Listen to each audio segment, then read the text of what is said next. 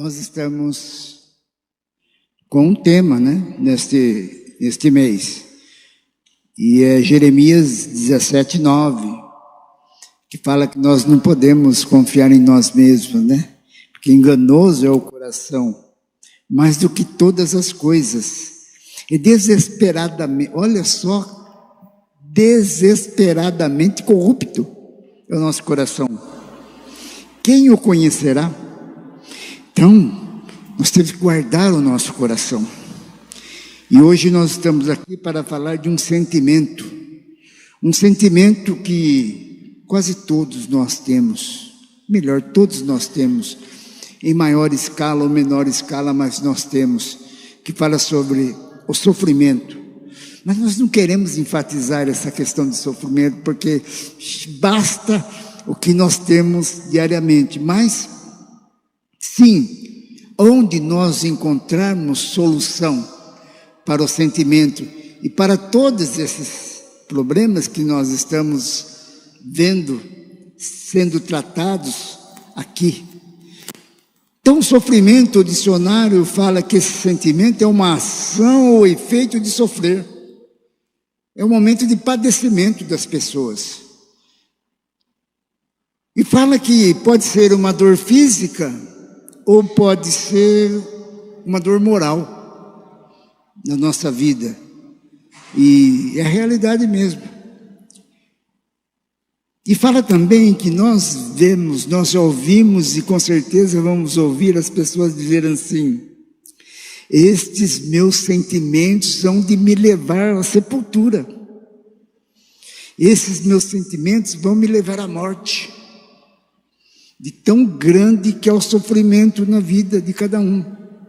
E quando nós pensamos assim, de alguém que tem um drogado na família, que já começa a vender todas as coisas da família, pensa bem, tem alguém enfermo de uma maneira terminal na família, então essas coisas começam a agitar os seus pensamentos, e você fala: eu não aguento mais, eu estou exausto.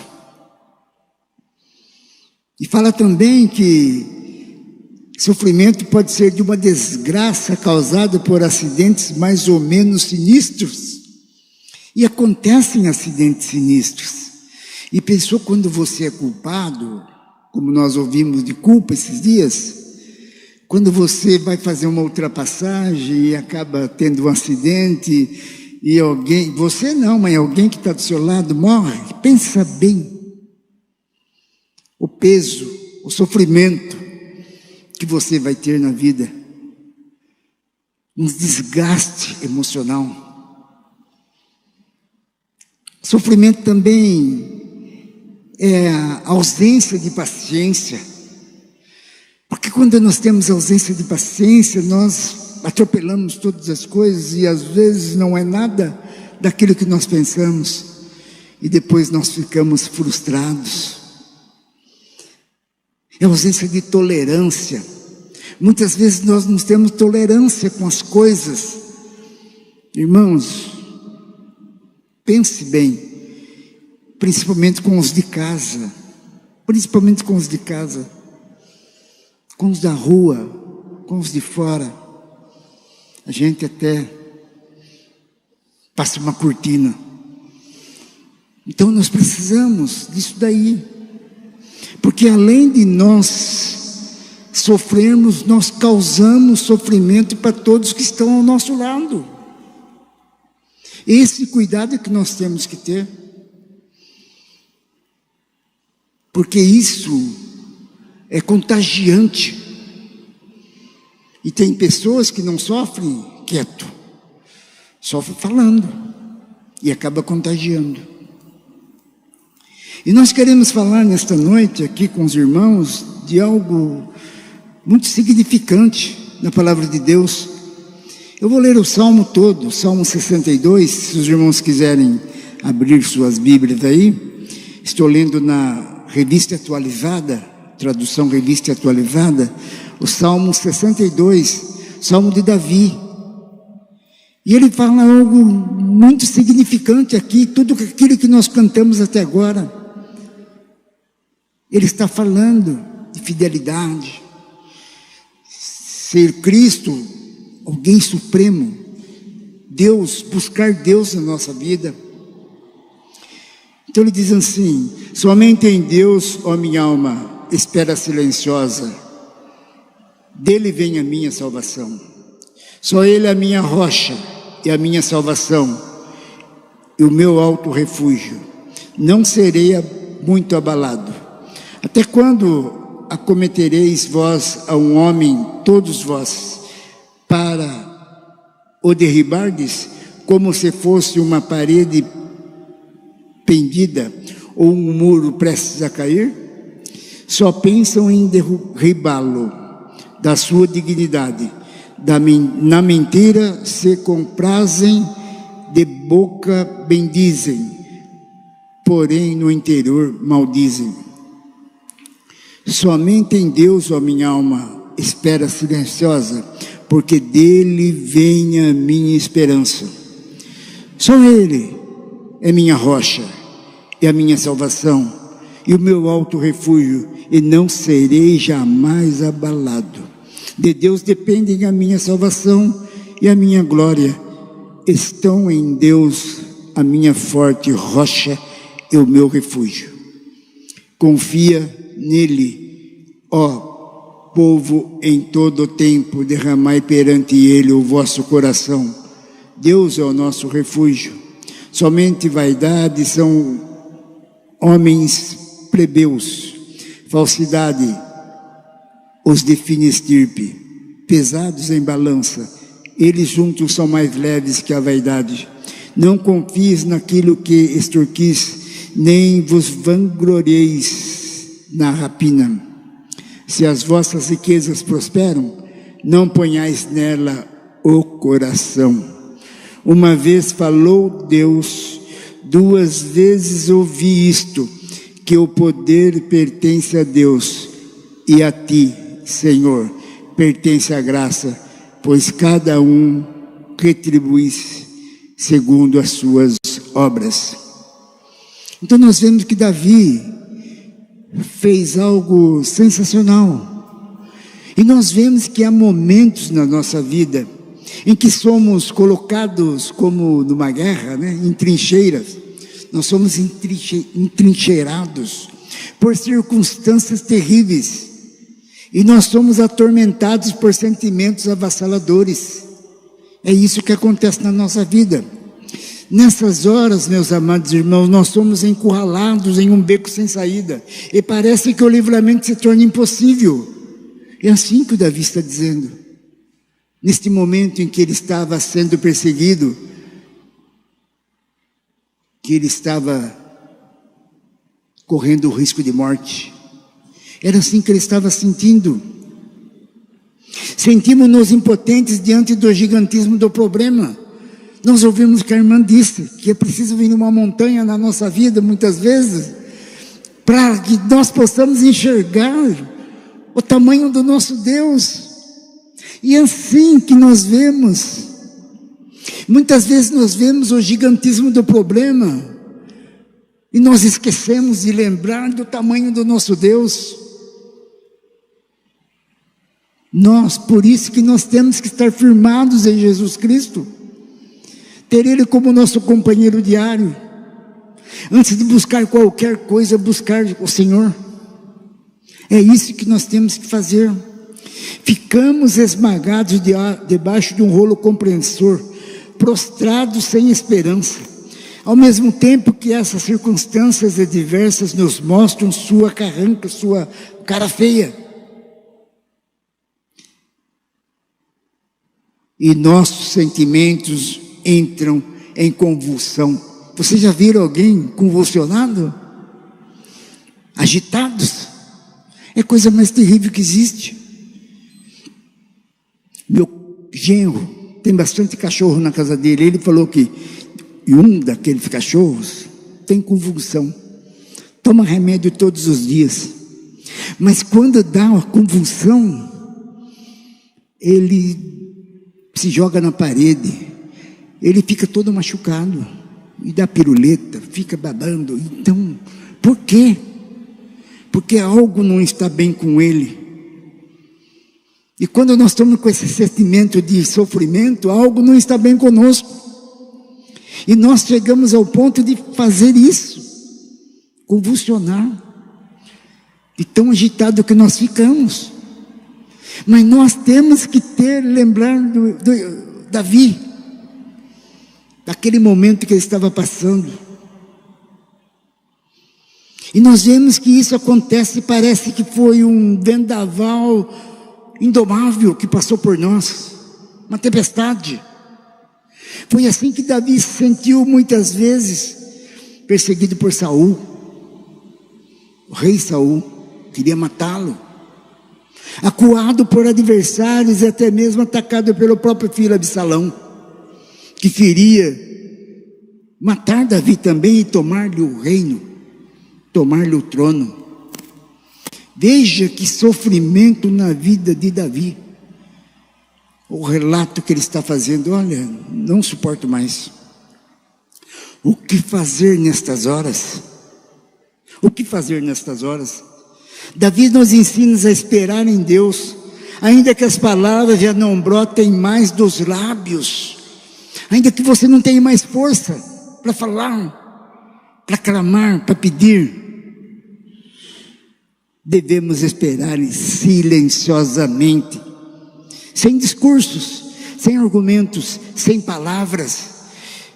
Isso porque Deus é a nossa esperança e dele vem o nosso socorro. Deus é o conteúdo e a fonte de toda a esperança. Todo aquele que nele espera jamais será envergonhado. Todo aquele que entrega a sua vida para Jesus jamais será envergonhado.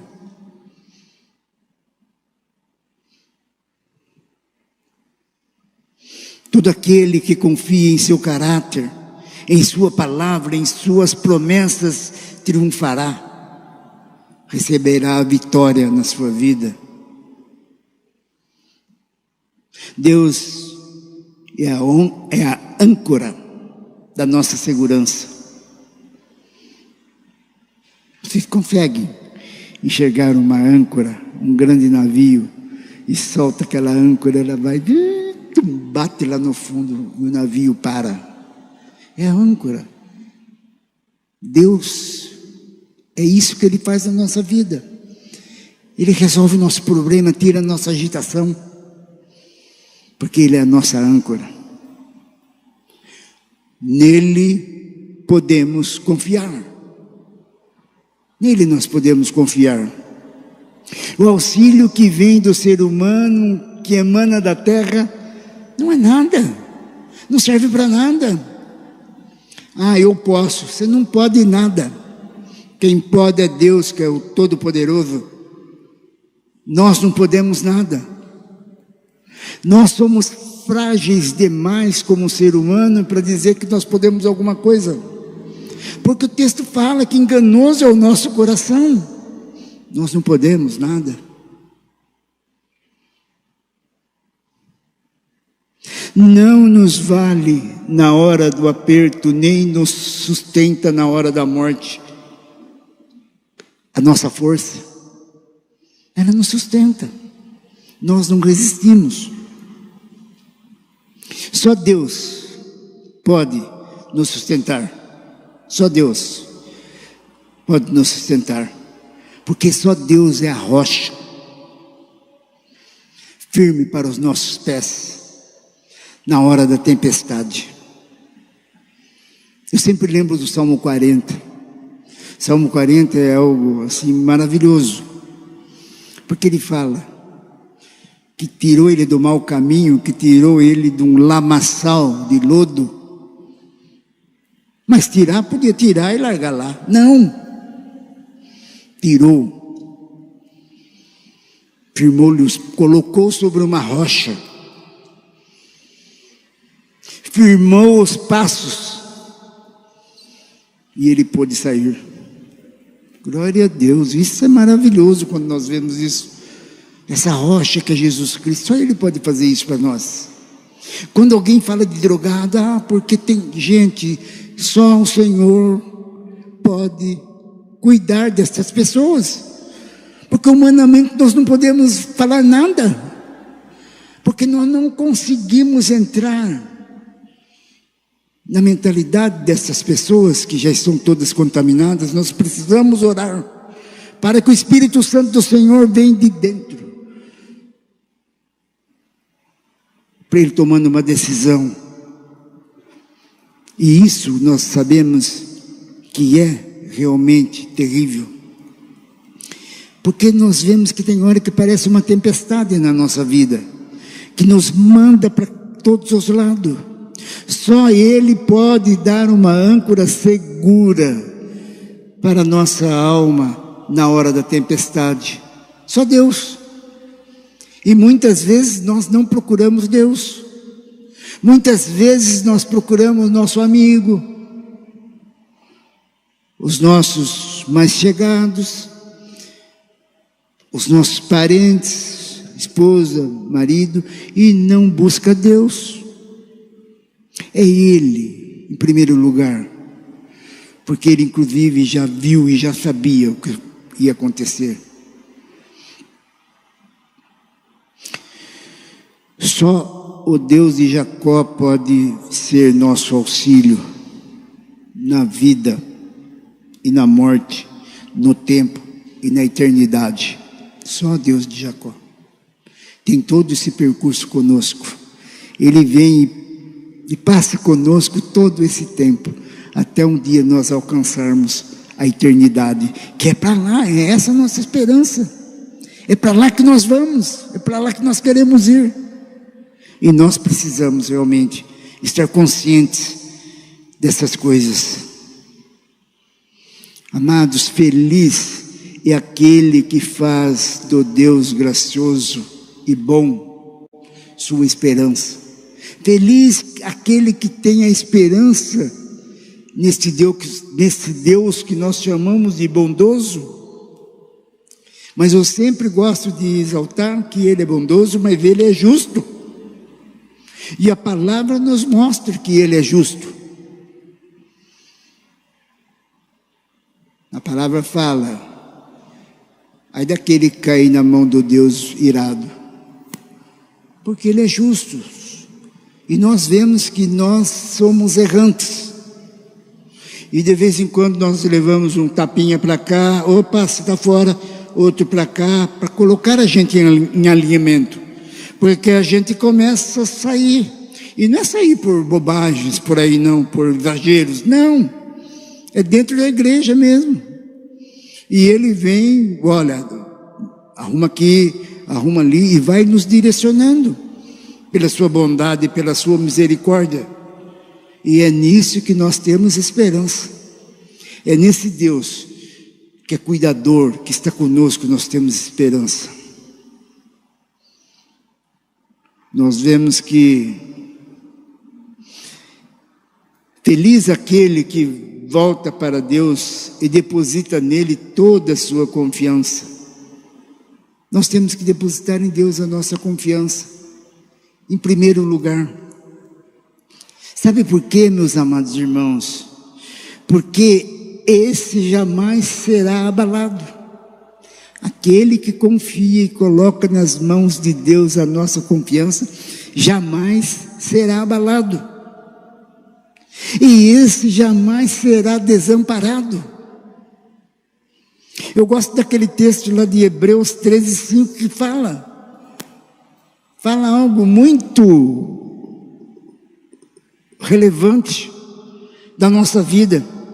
Seja a vossa vida sem avareza, sem preguiça, contentai-vos com as coisas que tendes, porque Ele tem dito: de maneira alguma te deixarei, nunca jamais te abandonarei. Esse é nosso Deus. Ele não vai nos abandonar, porque está registrado na palavra de Deus. Mas nós temos que fazer a nossa parte. Tem um C aí, né? C. Tem um C. E nós temos que fazer a nossa parte. A primeira parte, crer no Senhor Jesus Cristo. Isso que é importante. É o crer.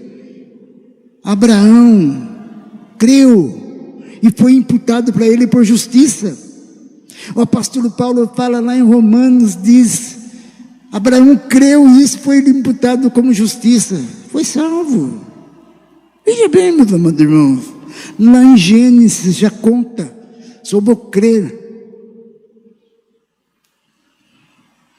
Mas o salmista diz mais ainda, que essa esperança só pode ser auxílio para aqueles que confiam em Deus como o seu Deus pessoal. Veja bem o que o salmista diz: nós temos que confiar em Deus, mas como um Deus pessoal, o Deus do Milton. Eu não posso querer um Deus para minha esposa, por mais próximo que nós somos. Por quê? Porque é pessoal. Essa decisão é pessoal, nós não podemos fazer essa decisão por ninguém. Então o salmista está falando, essa esperança só pode ser auxílio para aqueles que confiam em Deus. É um Deus pessoal. Só tem experiência desse refúgio aqueles que conhecem a Deus na intimidade. Como nós conseguimos intimidade com Deus?